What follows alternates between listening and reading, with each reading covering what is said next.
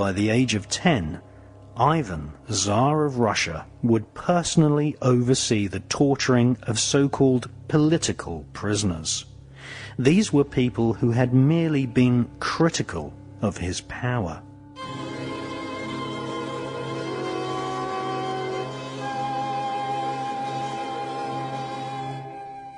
He committed his first rape at the age of 11. He was crowned in 1547 and diverted public attention away from their own abject poverty by entering into war with Poland and Lithuania. Tsar Ivan took thousands of prisoners and personally supervised their torture, often devising the most wicked torture techniques himself.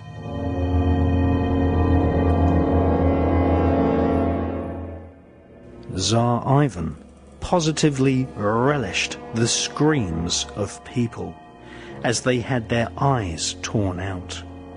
Women and even children were disemboweled, mauled by wild bears for his amusement, and people had parts of their bodies cut off and fed to his dogs whilst they roasted alive on a spit. Ivan also threw children into freezing lakes and rivers, and by 1569 he had extended his royal fortunes and property, with 60,000 people having been brutally murdered, many by his own hands.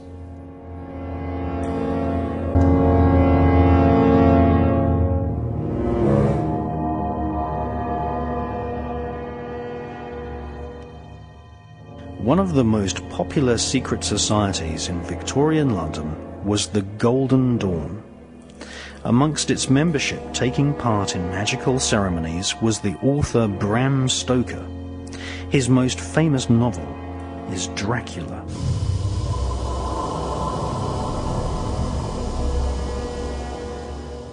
The vampirish nature of royal killers is renowned throughout history. Bram Stoker studied the career of psychopath Prince Vlad Dracul, who ruled Wallachia in the 15th century.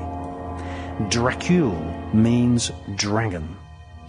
Prince Vlad was initiated into the royal court of the dragon by his father, which launched the young prince on a bloodthirsty sadistic career which saw him employ every form of torture and even force political prisoners to eat each other.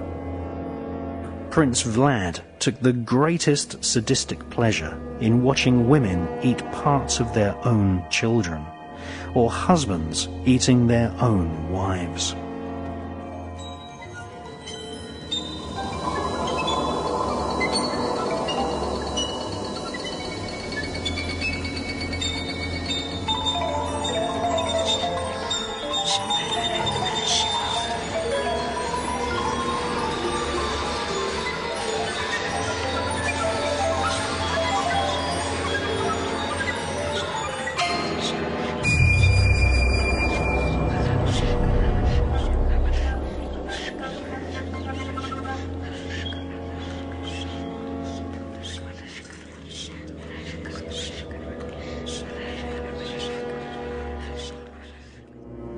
Every British and European monarchy has a history of murder by a brother, cousin, or wife.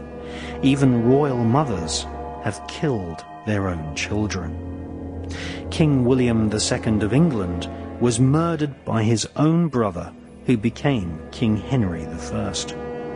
In her fascinating book, God of the Witches, published in 1933, historian Margaret Murray revealed that King William II was a pagan warlock and had most probably been murdered as part of a ritual sacrifice to nature spirits who were invoked in order to assist the wicked royal dynasty of Britain.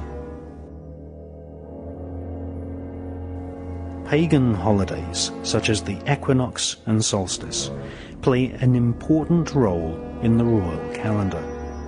In fact, the current heir to the British throne, Prince William, the son of the murdered Princess Diana, was cut from Diana's womb on the summer solstice, a date which has important occult significance.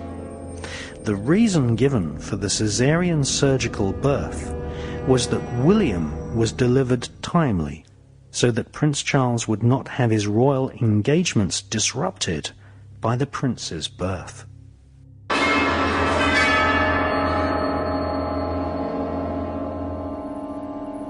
One of Prince Charles's royal antecedents was the cruel Angevin dynasty. Their offspring sat on the thrones of England and also ruled the illegally captured kingdom of Jerusalem.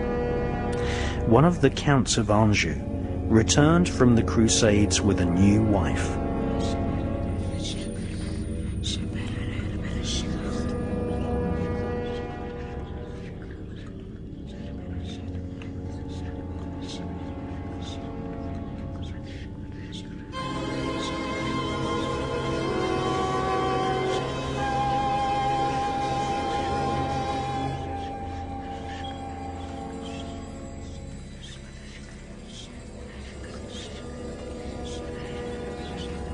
The so-called Crusades were perpetrated with the assistance of the Knights Templar.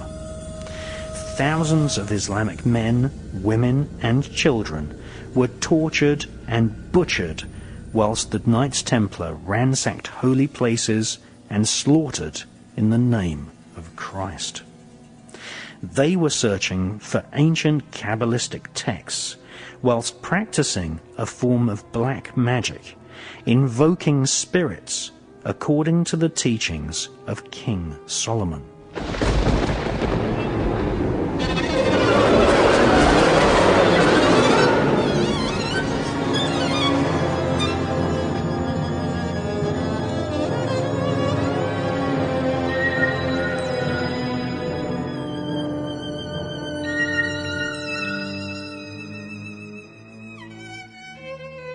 Some Templars eventually confessed that rituals were often held where spirits were invoked and commanded to speak through shrunken, severed heads, called Baphomets.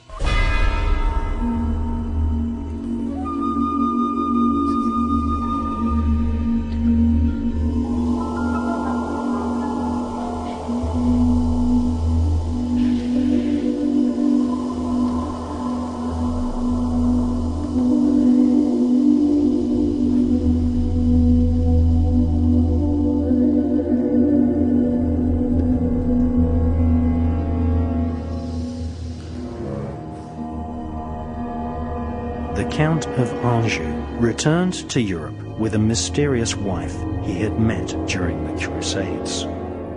She was crowned Queen Melusine and became known as the Devil's Daughter. Her children seeded the famous Angevin monarchy of Europe, who became famous for their violent tempers. One descendant of Melusine, the Devil's Daughter, was King Henry II of England, who imprisoned his own wife for many years. King Henry also murdered his own Archbishop, Mr. Thomas Becket.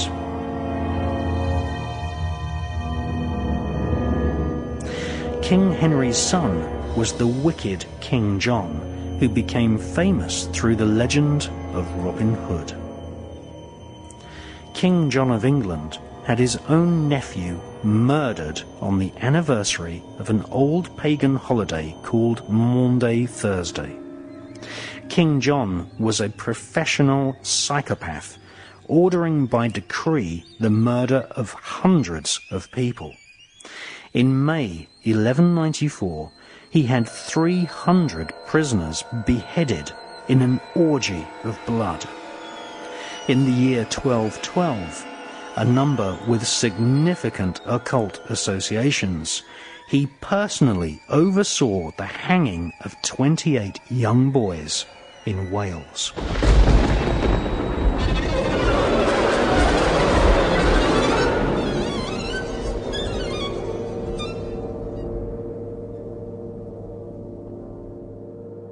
one of the most disgusting double murders at the hands of British royalty befell the young princes Edward and Richard, who were imprisoned and eventually stabbed to death by order of King Richard III in 1483.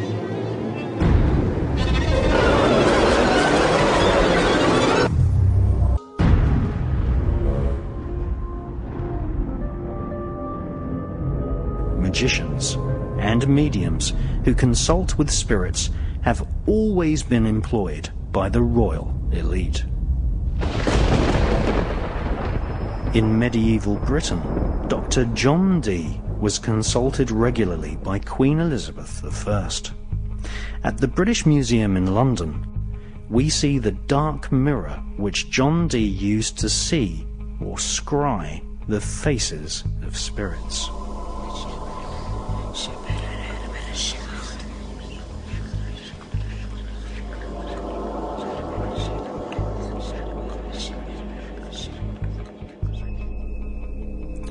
Dee's ability to communicate with spirits led him to be employed as a spy, developing psychic espionage techniques, which we now call remote viewing. John Dee attended Trinity College in Cambridge, which became a place where occultists and the world of spies were intertwined. Aleister Crowley also attended Trinity College. In 1904, he wrote an introduction to an ancient book of spells called the Goetia. Soon after, Aleister Crowley followed the footsteps of John Dee and worked as a spy for Her Majesty's Secret Intelligence Service, MI5. In medieval Britain, anyone found communicating with spirits was in danger of being arrested by the many inquisitions organized by the Vatican.